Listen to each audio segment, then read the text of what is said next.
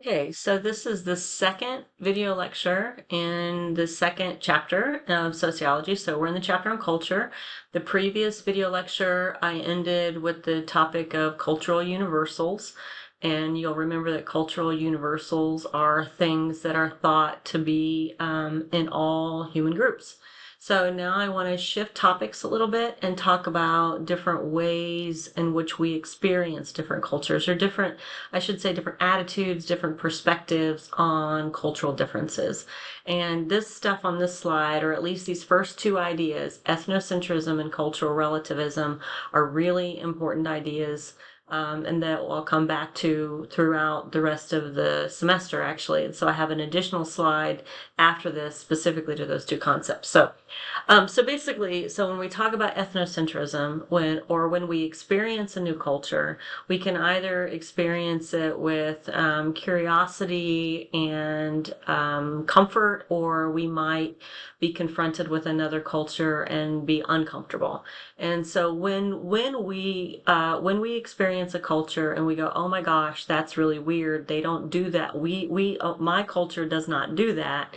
This is what we would call ethnocentrism. So if you take the word apart, ethno meaning culture, centrism sort of being like self-centered, it's an attitude of my culture is different than this, and therefore this is weird. So this image over here is sort of a meme that we often see to illustrate the concept of ethnocentrism. And you'll notice both women are basically saying the same thing about their other culture. One woman is looking at the woman covered from head to toe and saying, "Oh my goodness, only her eyes are showing. This is what a male-dominated culture."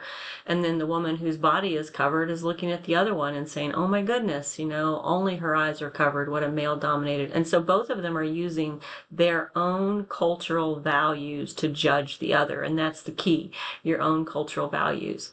Cultural relativism is sort of the other end of that continuum, and cultural relativism is an attempt, if you will, to be relative, to realize that another culture is different, but instead of saying your difference is bad because it's different than mine, the attitude is to try to understand it. So I like to sometimes say that cultural relativism is the excuse not to judge. And I have another slide that we'll talk a little bit more specifically, but I want to talk about some of these other terms here. Cultural imperialism, you may hear this concept of imperialism a lot, especially in political science or in sort of politically progressive social circles. But the idea of imperialism or empire building is that you are trying to expand or grow your culture and trying to make other cultures like your own. So cultural imperialism, I say, is your culture must change to be like mine. Because so when the United States talking about spreading democracy and spreading capitalism around the world, that's an example of cultural imperialism. We're saying that democracy is the best, is the right way, and you should want to do it like we do too. You should want to be like us. Culture shock is an experience. It's often described as a sort of a discomforting experience, a disorienting experience where when you're confronted with something new, you become uncomfortable. So this culture is different. I don't like it. It's I've heard people describe that when they go abroad and they come back to the United States, they actually have more culture shock than when they go someplace else. So it's like if you move from a small town to a big city and all the noise and all the hustle and bustle, that would be an example of culture shock. Or even if you do sort of go in reverse. A couple new terms, and I say new because these are not in the previous textbook that I used to use, is xenocentrism and xenophobia. Now, xenophobia is a phobia, an irrational fear of other cultures, but xenocentrism is actually the idea that your culture is somehow better than mine. And so it's sort of the opposite of xenophobia, isn't it? It's kind of the opposite of ethnocentrism too.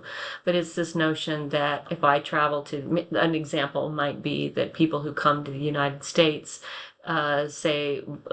begin to internalize the notion that the U.S. culture is better than the culture and than their own original culture. So this is another, because I mentioned this before, this is a really important idea, the idea of ethnocentrism and cultural relativism. There's also a quiz question, and I believe a discussion post, or maybe it's an exercise about understanding these two concepts about ethnocentrism and cultural relativism, specifically how they are good and bad. Right, and that's what we mean by assets and liabilities. Assets are why this is good, liabilities are why this is bad. So, ethnocentrism. Ethnocentrism, again, is my culture is good. When I believe my culture is good, I want to protect it, I want to repeat it, I want to share it. So, this promotes group solidarity because all of us who believe that our team is the best team, we all stand united. When my culture is good, I'm not really interested in change it. That's what we mean by it justifies and it protects the status quo. This is a kind of group pride, team spirit, patriotism. Like we are good. Our culture is good. It encourages when my culture is good and my way is right.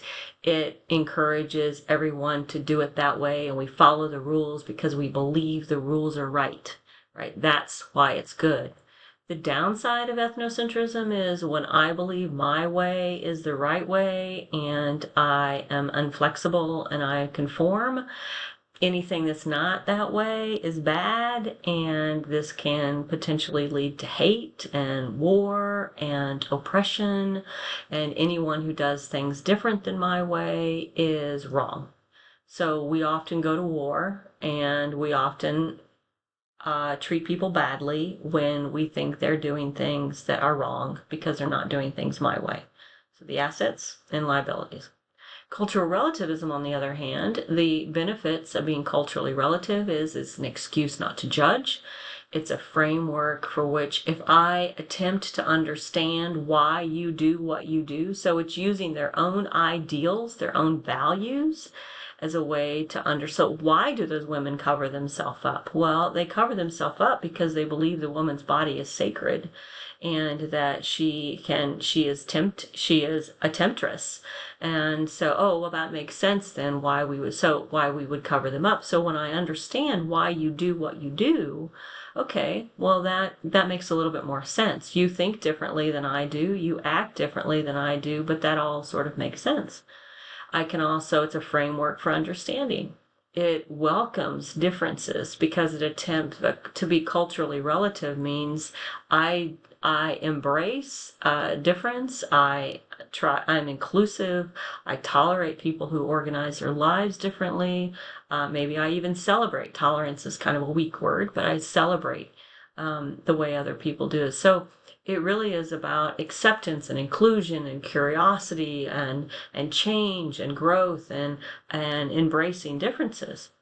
But when we completely accept differences, if all I have to do is, and here's a shape that I haven't created yet for this semester, if all I have to do is understand why you act the way you do, without questioning the why, then I can basically excuse any kind of behavior. So in your culture, you may cover your women from head to toe because you believe they're sacred and you want to protect them. But when that protection and their sacredness also oppresses them and keeps them locked inside their homes and keeps them into abusive relationships, that is a culturally relative. I can be culturally relative and understand it, but it doesn't make it right. Right? I mean, just because it makes sense doesn't mean it's right. So the liability of a culturally relative attitude is you can excuse anything. We can explain why, Hitler and his people killed lots of Jews, but it doesn't make it right just because we can explain it, right? So the liability of being culturally relative, honestly, they're kind of the same. The liability of being culturally relative is I can excuse bad behavior, where the liability of ethnocentrism is I engage in bad behavior and hostility, right? So again, to summarize them, because I'm coming up on my 10 minutes here. Ethnocentrism, my culture is right, you do things different, you're bad, right? I don't like you. Culturally relativism is, oh, you yeah, I see why you do things, but oh, I can explain all kinds of things that you do. All right, I'm going to stop here. And in the next lecture, I will talk more specifically about some of the elements of elements of culture.